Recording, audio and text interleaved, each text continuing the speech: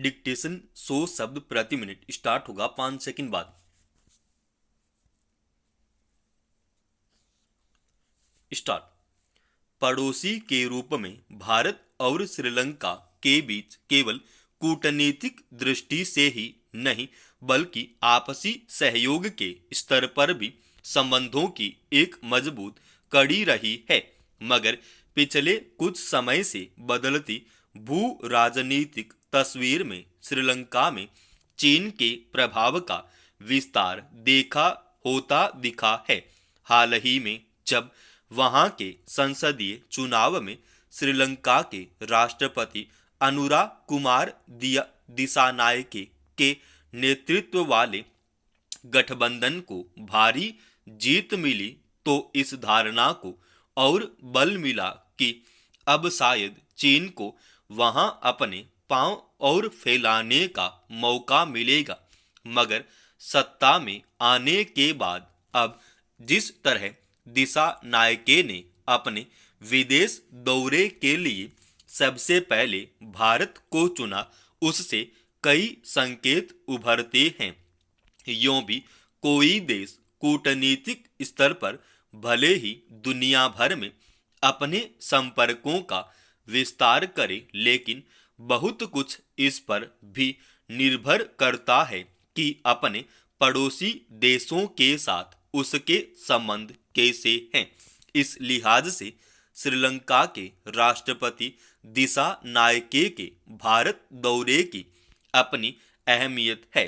दरअसल करीब 2 वर्ष पहले जब श्रीलंका घोर आर्थिक संकट से जूझ रहा था और वहां अराजकता जैसे हालात पैदा हुए, तब भी भारत ने उस स्थिति से उबरने में अपनी ओर से हर स्तर पर सहयोग किया था।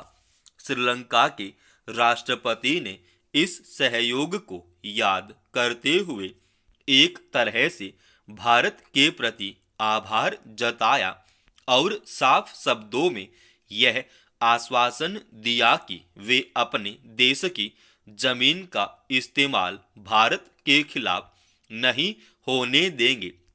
यह भारत के लिए एक राहत भरा संदेश है, क्योंकि सीमा पार के इलाकों में स्थित ठिकानों से संचालित आतंकी गतिविधियों का दंश भारत में लंबे समय से झेला है। इसके अलावा भारत और श्रीलंका ने अपनी साझेदारी को विस्तार देने के लिए भविष्योन्मुखी दृष्टिकोण अपनाते हुए रक्षा सौदे को जल्द अंतिम रूप देने का संकल्प लिया और बिजली ग्रिड कनेक्टिविटी और बहु उत्पाद पेट्रोलियम पाइपलाइन स्थापित करके ऊर्जा संबंधों को मजबूत करने का भी फैसला लिया है। आर्थिक और ऊर्जा क्षेत्र में साझेदारी के साथ ही साइबर सुरक्षा के लिए नए मोर्चे पर काम करने के साथ साथ आतंकवाद, तस्करी और संगठित अपराधों के खिलाफ साझा लड़ाई के लिए भी सहयोग को विस्तार दिया जाएगा। कहा जा सकता है कि एक विकट दौर से निकलकर श्रीलंका अब अपनी स्थिति में सुधार के लिए ठोस प्रयास कर रहा है। इस क्रम में भारत के साथ संबंधों के नए अध्याय से भविष्य को लेकर बेहद उम्मीदें पैदा होती है। गौरतलब है कि अनुरा कुमार दिसानायके जनता विमुक्ति पेरायुमना यानी जेवीपी के सबसे अहम नेता रहे हैं और उन्होंने वामपंथी दलों के गठबंधन नेशनल पीपल्स पावर यानी एनपीपी के तहत चुनाव लड़ा था। एनपीपी का भारत विरोधी रुख छिपा नहीं रहा है, इसलिए यह आशंका स्वाभाविक थी कि दिशा नायके के सत्ता में पांव मजबूत होने के बाद क्या श्रीलंका की नीति बदलेगी और उसके कदम चीन की ओर बढ़ेंगे?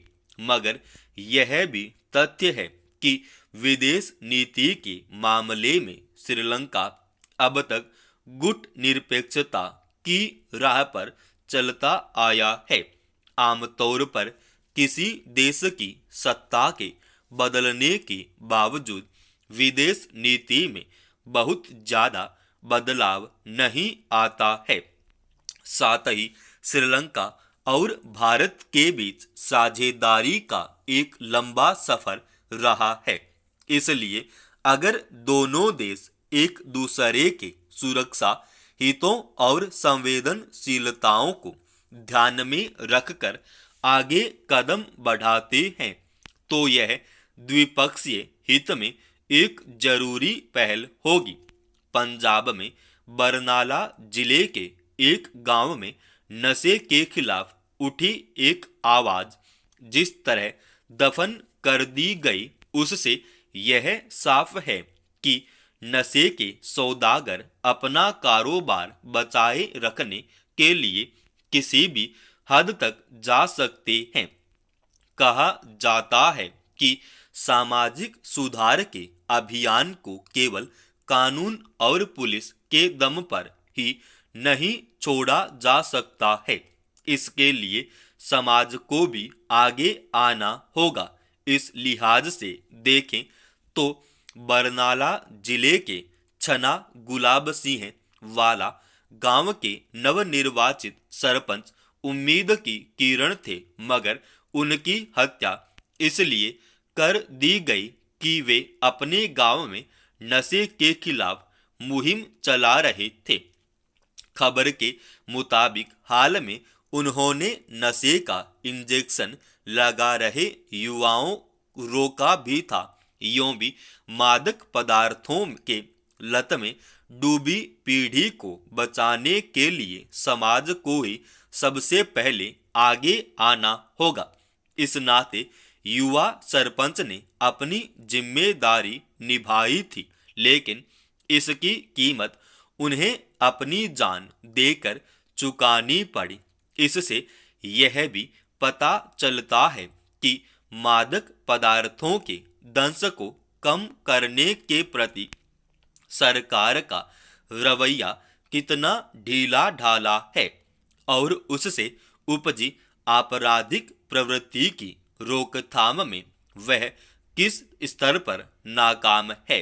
हैरानी की बात है कि एक तरफ सरकार ठोस कार्रवाई करने का आश्वासन देती रही और दूसरी तरफ नशे का कारोबार फैलता गया। सवाल है कि किसकी साठगांठ से यह धंधा फल फूल रहा है। राज्य के सीमावर्ती गांवों और कस्बों में स्थिति बहुत खराब बताई जाती है। योजनाएं बनाने और सिर्फ आश्वासन देने में समय बर्बाद करने के बजाय जरूरत इस बात की थी कि मादक पदार्थों पर पाबंदी लगाई जाती। समाज को भी इसके खिलाफ खड़ा होना चाहिए था, लेकिन किसी के लिए यह कोई जरूरी काम नहीं था। राज्य की सरकार भले ही नशीले पदार्थों की खरीद बिक्री रोकने और इसके खिलाफ अभियान चलाने के दावे करती हो, लेकिन हकीकत यही है कि वहां भारी संख्या में युवा नशे की गिरफ्त में गहरे फंसते गए हैं। कुछ बड़े शहरों में इसकी लत तेजी से बढ़ी है। कई तरह के मादक पदार्थों का सेवन कोई नई बात नहीं है, मगर वहां के युवाओं में जिस तरह मादक पदार्थों की इंजेक्शन और कैप्सूल लेने का चलन बढ़ा है, यह गंभीर चिंता की बात है। समाप्त।